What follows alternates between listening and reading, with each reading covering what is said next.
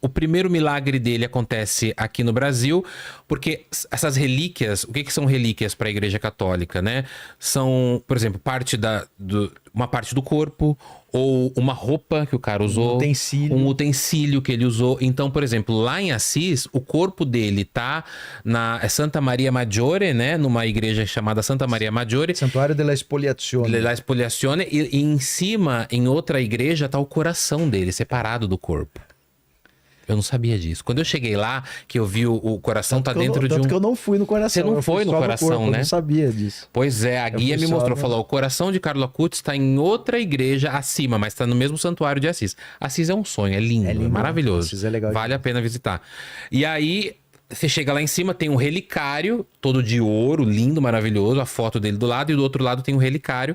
E aí você consegue ver o formato do coração, que também deve estar trabalhado para não entrar em decomposição, né? E aí, essa é uma relíquia mor dele. A relíquia dele, claro, fora o corpo, é o coração. E aí trouxeram uma relíquia, que eu acho que se eu não me engano, é uma roupa manchada de sangue do Carlo Acutis. Trouxeram pro Brasil... Uma camiseta. Uma camiseta manchada de sangue, na igreja de São Sebastião, em Campo Grande, no Mato Grosso do Sul.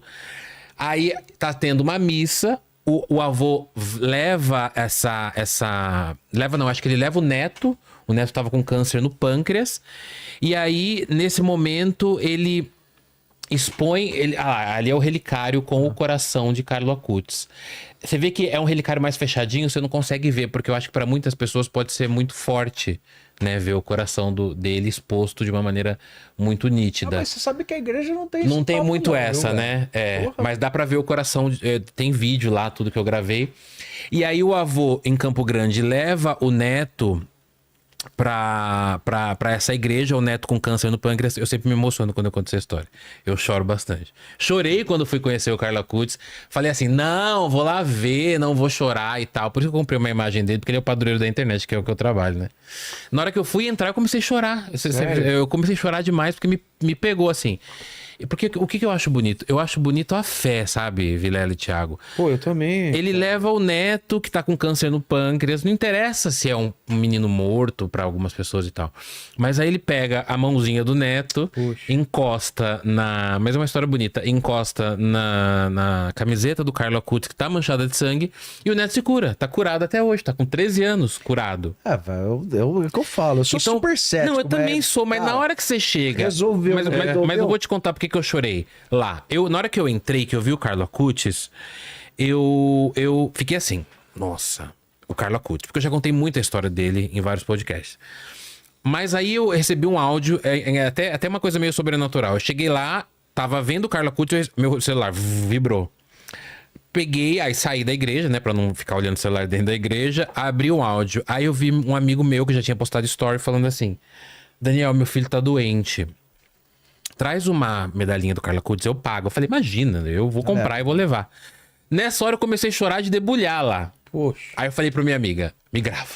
Me grava agora, aproveita o choro. Não perde essa emoção. Não perde essa emoção. Porque pra mim o que importa, né, Thiago e Vilela, é a fé da pessoa, né? Não importa se é um menino morto ou se é um pedaço de camiseta. Jesus falava isso, né? Você acredita? Então já tá curado. Porque você precisa ter fé para as coisas acontecerem. E aí eu chorei na hora. Fiquei chorando de igual eu tô aqui agora. De engasgar e não consegui falar. Eu não sou mais católico, já fui católico, mas eu acho muito bonito as histórias de fé. Então, o Carlo Acutis, pra mim, até comprei essa imagem dele, que é uma imagem que lembra até uma lápide, né, Thiago? A gente tava falando, que é uma imagem toda branca e tal, e veio de lá... De mármore, né? É de mármore, né? O que é bonito é a fé da pessoa, né, nisso. E o menino tá curado, o menino tá com 13 anos hoje. Entendeu? Então, por isso que eu tenho muitos dos meus seguidores ficaram falando assim, agora você vai voltar a ser católico, vai venerar Carlo Acutis. Mas eu tenho um amor por essas histórias de fé. Ele é o padroeiro da internet. Inclusive, eu trouxe ele. Eu não trouxe ele, não. Eu trouxe uma imagem dele aqui. Que é padroeiro da internet? Porque assim, quando o Carlo Acutis, que é um jovem, ele nasce em Londres, na verdade, em 1993, 2003, agora eu não vou lembrar a data. Eu sei que ele morreu com 15 anos em 2006. Então, vamos fazer as contas. Não sou de exatas. Mas ele nasce em Londres e aí ele vive grande parte da vida dele em Milão, na Itália, né? Uma criança que vem de família católica, eles eram muito ricos e tal. E o Carlo Acutis, ele gostava muito de fazer site numa época que a internet estava muito começando, né? Então ele começou a pesquisar por ele próprio, pegava livros de informática, livros de ciência da computação, enfim, lá na Itália. Em Monza, na Itália, quando ele viveu muito tempo, acho que em Milão, né? Ele é tratado em Monza, né? Ele é tratado em Monza, que tem um centro de oncologia. E aí ele vive muito tempo em Milão com a família e eles têm uma casa, tipo casa de final de semana, em Assis, onde eles iam passar sempre sei lá, final de semana, as festas, e o Carlo Acutis gostava muito de Assis. E aí ele fazia esses sites, ele tinha computadores, os notebooks dele, e aí ele catalogava milagres da igreja, milagres eucarísticos, né? Que são os milagres da Eucaristia, aparições marianas, as questões sobrenaturais da igreja católica, né?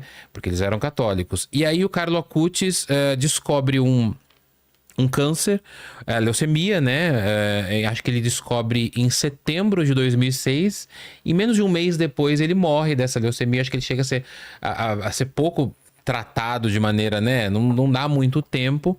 E ele morre com 15 anos de idade.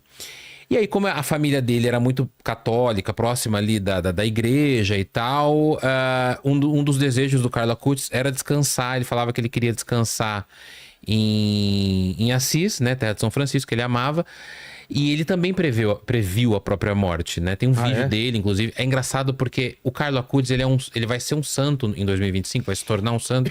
Ele já é reconhecido porque, né, ele já tem os dois, já cumpriu os requisitos, que são os 2 milagres, né? E um dos milagres é aqui no Brasil, né, no Mato Grosso do Sul. É o primeiro milagre. Exato, reconhecido pela igreja. Então ele morre, fala que quer descansar em Assis. A família sepulta ele no cemitério comum da família Acutis lá e tal. E aí ele... Só que tem um vídeo dele, o que eu ia falar é que é engraçado porque um cara que vai se tornar santo no ano que vem, a gente consegue ouvir a voz. Imagina ouvir a voz e ver a voz de São Francisco. Imagina, é muito surreal, né? O Padre Pio, que já é santo, a gente também tem vídeo dele.